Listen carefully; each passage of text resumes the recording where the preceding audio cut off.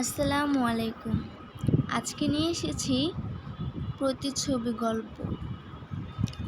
গল্পটি লিখেছে মাহমুদা ইসলাম। পর্ব 2। ট্রাঙ্কটা খোলার পর ইহান পেল কিছু পুরনো ছবি, কয়েকটা রংচটা বই আর একটা মোটা খাম। খামের ওপরে লেখা, যদি তুমি কখনো ফিরে আসো তাহলে এই চিঠিগুলো পড়ো। অর্জুন।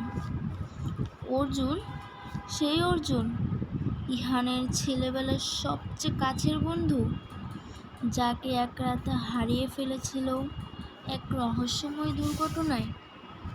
চিঠির প্রথমটিতে লেখা, ইহান, আমি জানি তুমি ফিরবে, কারণ তুমি সত্যিটা জানার মতো সাহসী। আমি কোথায় আছি, কি করছি সেটা কেউ জানে না, কিন্তু আমি জানি কালাইগোবিন্দপুরের নদী এখনো চুপ করে সেই রাতের সাক্ষী হয়ে দাঁড়িয়ে আছে।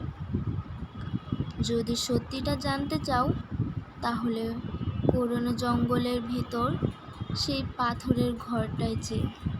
অর্জুন। ইহানের সিঁড়ি দ্বারা বেয়ে একটা ঠান্ডা স্রোত নেমে গেল। ঘর, যেটা ছিল গ্রামের নিষিদ্ধ জায়গাগুলোর একটা, ওখানে বহু বছর আগে এক আত্মহত্যা ঘটেছিল। অনেকে বলে সেটি আত্মহত্যা নয়, খুন ছিল। আর শিবরাতেই তো অর্জুন হারিয়ে যায়। রাত নেমেছে কালাইগোবিন্দপুরে। বাড়ির পাশে শিউলি গাছ থেকে হালকা সুবাস ভেসে আসছে, কিন্তু ইহানের বুকের ভিতর যেন কিছু চাপা পড়ে আছে।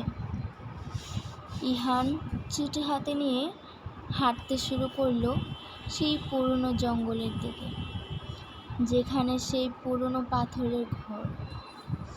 চারদিকে নিস্তব্ধতা, মাঝে মাঝে ঝিঁঝি পোকার শব্দ।